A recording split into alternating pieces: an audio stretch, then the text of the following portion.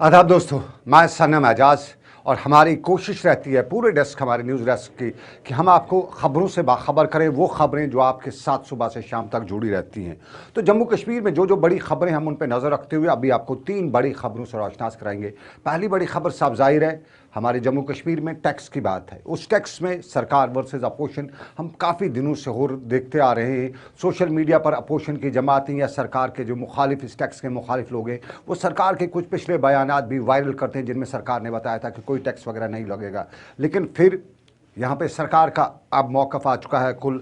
जिस तरह lieutenant governor Manoj Sinha ने परसों बताया कि अगर आप मोबाइल इस्तेमाल कर सकते हैं, आईफोन इस्तेमाल कर सकते हैं, बड़ा डाटा इस्तेमाल करते हैं, तो टैक्स देने में क्या परेशानी है। उस पर भी बहुत से लोग तंज कसते रहते हैं। कुछ लोग उसको किसी और नेगेटिव एंगल से भी लेते हैं, कुछ लोग पॉजिटिव भी लेते हैं। ये जम्मू कश्मीर की सियासत है और उसी सियासत में आज मामला जम्मू में ज़्यादातर देखे गए टैक्स के मामला को लेकर। नेशनल कॉन्फ्रेंस ने जम्मू में आज एक मुजाहरा किया और नेशनल कॉन्फ्रेंस हेडक्वार्टर से मुजाहरा करते हुए उन्होंने जम्मू में प्रॉपर्टी टैक्स वापस करो, प्रॉपर्टी टैक्स मंजूर नहीं, इस तरह के नारे लगाए। ये नेशनल कॉन्फ्रेंस ने हेडक्वार्टर में किया। नेशनल कॉन्फ्रेंस बड़ी मुफाहमत जैसी सियासत इन दिनों करती हुई नजर आ रही है। उमर अब्दुल्ला, कभी कोई ट्वीट उनका आ जाए, वो उमर अब्दुल्ला जिनके बारे में बताया जाता था कि करोड़ों के उनके फॉलोअर्स हैं ट्विटर पर और उनका हर घंटे के बाद फॉलोअर बढ़ते थे। उसकी वजह थी कि उमर अब्दुल्ला हर घंटे 2 घंटे के बाद कोई न कोई इशू लेकर ट्वीट करते थे। लेकिन जम्मू कश्मीर के पिछले 5 अगस्त की सियासत के बाद उमर अब्दुल्ला, या यूँ कहें पिछले 2 सालों की सियासत में उमर अब्दुल्ला, नेशनल कॉन्फ्रेंस, सब लोग बड़े खामोश हैं। कुछ मुफाहमत का इल्ज़ाम लगाते हैं, कुछ बताते हैं मायूसी है। आखिर क्या वजह उमर अब्दुल्ला से लेके फारूक अब्दुल्ला इतने खामोश क्यों, उस तरह से रिस्पांस नहीं कर रहे हैं जिस तरह से लोग कहते हैं होना चाहिए था इन जमातों का। अब उमर अब्दुल्ला की बात या नेशनल कॉन्फ्रेंस की बात में हम जम्मू चलते हैं तो जम्मू में हमने आपको बताया मुजाहरा किया। नेशनल कॉन्फ्रेंस के कुछ कारकुनान नेशनल कॉन्फ्रेंस के दफ्तर जो आए, वहाँ पर उन्होंने एक प्रोटेस्ट मार्च किया और एक तरह से अपने गम गुस्से का इज़हार किया। पीडीपी जम्मू में हमें बड़ी ग्रो होती हुई नज़र आ रही है। हमने पिछले दिनों देखा जो सिग्नेचर कैंपेन चली, जो आज भी चल रही है, उस सिग्नेचर कैंपेन के दौरान पीडीपी ने बेस बनाने की कोशिश की। बड़ी तादाद में लोग जमा हुए और आज पीडीपी के वो कारकुनान जम्मू की सड़कों पे थे और जम्मू की सड़कों पे पीडीपी का होना खुद अपने आप में एक बड़ी खबर है। वो पीडीपी जिसको आज तक जम्मू में अक्सर लोग बताते थे कि अलगावादी और तंजीम है, ये सेपरेटिस्ट ऑर्गेनाइजेशन है, ये वो है, ये पाकिस्तान भेज दो, इनको ये कर दो, वही बीजेपी पीडीपी जम्मू में प्रोटेस्ट करी और अच्छी खासी तादाद में लोग आ रहे हैं। ये जम्मू में था। लेकिन जम्मू की क्लस्टर यूनिवर्सिटी में आज जम्मू कश्मीर के लेफ्टिनेंट गवर्नर ने अपनी जब तकरीर की तो उसने टैक्स के हवाले से बताया कि किसी गरीब को नहीं छेड़ा जा रहा है, ना उसे टैक्स वसूल किया जा रहा है। लेफ्टिनेंट गवर्नर ने हालात की अक्कासी की, जम्मू कश्मीर के हालात की, और उस तकरीब के दौरान उन्होंने बताया कि ये जो सपोषण वगैरह हैं, बात का बतंगड़ उन्हें अपोजिशन को इस तरह के बयानात के, इस तरह के मामला थे। लेफ्टिनेंट गवर्नर ने जो कुछ बताई, ये तस्वीर भी हम देख रहे हैं और साथ में आपको दिखाते हैं। ज़रा पहले आपको दिखाएं मनोज सिन्हा, लेफ्टिनेंट गवर्नर ने जम्मू की क्लस्टर यूनिवर्सिटी में आज जो तकरीब हुई उस पर क्या बताया। लोग जम्मू कश्मीर में देश के विभिन्न हिस्सों से, देश के दूसरे देशों से आए हैं। अनप्रेसिडेंटेड, इतने लोग जम्मू कश्मीर में कभी नहीं आए। कोविड काल में भी हमारी अर्थव्यवस्था निगेटिव नहीं थी। अगर ग्रोथ की आप बात देखेंगे जीडीपी की, तो देश के 3-4 राज्यों में हम खड़े हैं। हर क्षेत्र में सुधार करने आवश्यक है। बीच में एक एंटी इंक्रोचमेंट ड्राइव शुरू हुई, बड़ा शोर मचा अखबारों में। मित्रों, मैं फिर आपके बीच कहना चाहता हूं, एक भी गरीब आदमी जिसने कब्जा किया था उसे बेदखल नहीं किया गया और आगे भी नहीं किया जाएगा।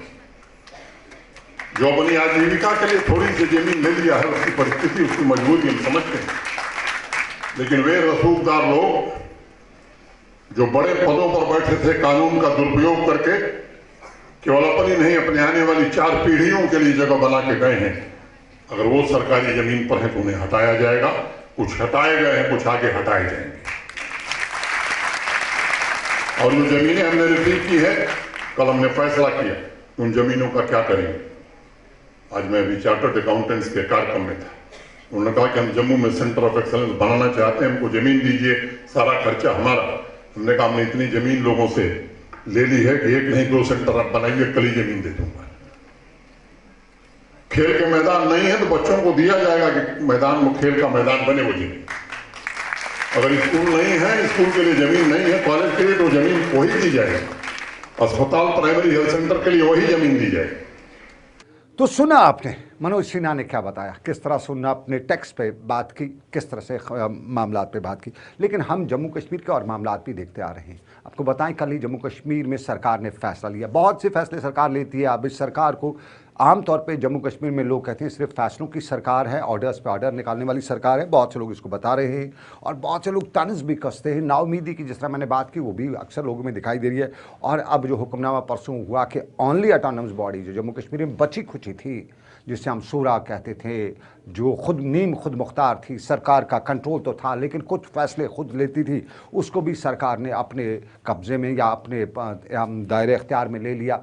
ये शूरा इंस्टीट्यूट की बात है। शूरा जो एम्स के लेवल का था, जो पीजीआई लेवल का था, जो एक बड़ा टेरिशरी केयर अस्पताल जम्मू कश्मीर में ओनली टेरिशरी केयर अस्पताल था और उसमें किसी हद तक लोगों को उम्मीद थी। एक यूनिवर्सिटी, एक दानिशगाह और एक अस्पताल, ये वो चीज़ें थी जिस पे बहुत से लोग कश्मीर में हम कहते थे हमारा फ़ख्र है कि हमारे पास शूरा है। लेकिन वो हमारे पास शूरा जो है उसको अब सरकार ने अपनी तहवील में ले लिया तो साफ जाहिर है सवाल उठना शुरू हो चुके हैं।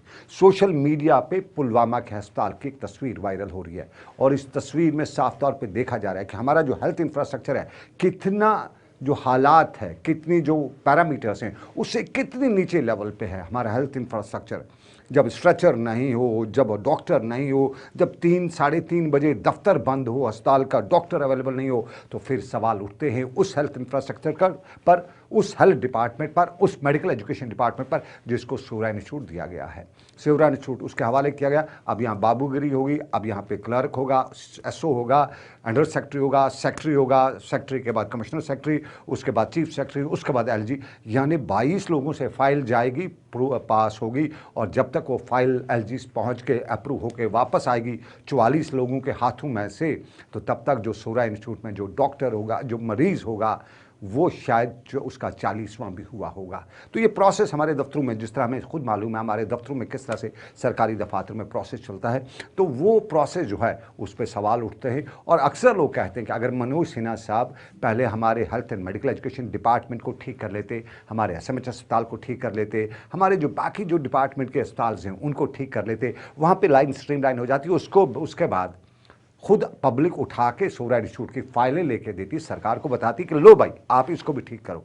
लेकिन वो ठीक नहीं और चले हैं। इसका एक हिंदी का मुहावरा भी है, लेकिन शायद मैं कश्मीर का रहने वाला हूँ तो वो मुहावरा शायद मुझे सूट नहीं करेगा, तो उस मुहावरे को फ़िलहाल रहने देते हैं। लेकिन दूसरा मुद्दा जो है, आज 3 महीने बाद हमारे स्कूल खुले हैं जम्मू कश्मीर में, कश्मीर वैली में स्कूल खुले हैं। सुबह सुबह शहर की गली नुक्कड़ पे जो खूबसूरत मनाजर थे, क्योंकि बच्चा जो होता है बहुत, जब यूनिफॉर्म पहनता है तो बच्चा बहुत खूबसूरत लगता है और अपने दिन भी याद आते हैं। वो बचपन के दिन लौट आते हैं जब उन बच्चों को भी देखता है और अपनी यादें जो हैं वो जो दिमाग के किसी कोने में, किसी दायरे में जो यादें होती हैं वो निकल के जब आती हैं तो तब पता है बहुत अच्छा लगता है। और आज सुबह सुबह जब बच्चों को देखा किलकारी लगाते हुए बस स्टैंड पे, घर से गली नुक्कड़ पे निकलते हुए और फिर स्कूल पहुंचते हुए, उनका वो अपना एक मस्ती करने का स्टाइल जो बच्चों को था वो देखते हुए बहुत अच्छा लग रहा था। और इसमें सरकार का आज का ये पहला दिन, सरकार ने अब की बार शहर के हालात को देखते हुए टाइम चेंज कर दिया था, वक्त बदल दिया था। वक्त बदलते तो बात थी, लेकिन अच्छा वक्त आता तो वो बात थी, लेकिन ये वक्त पीछे ले गए। यानी 9 बजे के बजाय आज 10 बजे के बजाय 9 बजे या 8 बजे ये टाइमिंग रखी गई। बहुत से लोग श्रीनगर में बच्चे वालिदैन हमसे एतराज़ कर रहे थे कि 8 बजे पहुंचना है, किस तरह से बच्चे पहुंचेंगे कि कश्मीर में मार्च के महीने में सुबह बहुत ठंड होती है, अप्रैल से शुरू हो जाता है, तो ये थोड़ा टाइमिंग जो है ये मार्च के महीने की जो पुरानी टाइमिंग थी उस रिलेटेड हो जाता है। लेकिन बहुत से लोग इस पर भी सवाल कर रहे थे कि बड़ा फ़ायदा आएगा इससे। एक तो वालिदैन को सुबह ही फजर के वक्त उठने की आदत हो जाएगी, अच्छी बात है। सुबह उसी बहाने नमाज भी पढ़ लेंगे, सुबह सुबह फजर के वालिदैन जब उठेंगे तो माएँ भी उठेंगी सुबह सुबह। जो 10 बजे जो अक्सर माएँ हाउस वाइफ्स हैं वो भी अक्सर बच्चे के हवाले से थोड़ा जल्दी उठ जाएंगी, एक तो बड़ा फ़ायदा वो हो जाएगा। दूसरा ये हो जाएगा बच्चों को सुबह सुबह याद भी रहता है, और जब सुबह सुबह बच्चों को उठाया जाएगा वो सुबह जब स्कूल जाते हैं तो उससे पहले वो थोड़ा सा याद कर लेते हैं घर में, तो वो बात उनके दिमाग में बैठ जाएगी। ये उसका पॉजिटिव एस्पेक्ट है और बहुत लोग इसको लेके अच्छा मान रहे हैं। नेगेटिव एस्पेक्ट यही बता रहे थे कि सुबह ठंड है, बच्चों को गर्म कपड़े पिलाने लगाने। लेकिन उन वालिदैन के लिए जो आज मुझे दिन भर फ़ोन कर रहे थे उनके लिए मैं बात बताना चाहूँगा। जब आपने बच्चों को, बहुत से वालिदैन ने बच्चों को -7 में गुलमर्ग भेजा था सिक्की करने के लिए, उस सिक्की में उनको वालिदैन को ख्याल नहीं था। मुझे कुछ दोस्तों ने फ़ोन किया जिनके बच्चे गुलमर्ग गए होते कि ये बड़ा जुल्म है, वो बता रहे थे वालिदैन।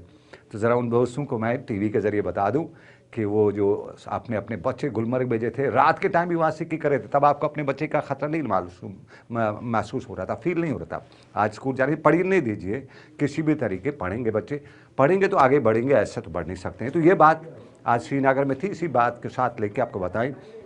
3 बड़े मुद्दे थे कश्मीर के, इन पे हमने बात की। सियासत में भी अभी कुछ हमें बहुत सी खबरें आती हैं, मुख्तलिफ़ किस्म के तज़ाद मामलात सुनाई देते हैं, उन्हीं पे हम जब बात करते हैं तो डर भी लगता है कि क्या होगा। रब्बा बचाएं, तो रब्बा बचाए रखे आपको भी और मुझे भी, और आपको अपने अमान में रखे, मुझे भी अपने अमान में रखे। इस उम्मीद के साथ शोएब सलमानी मेरे साथ आज के इस प्रोग्राम में रहे, उनका बहुत बहुत शुक्रिया। तो दीजिए इजाज़त।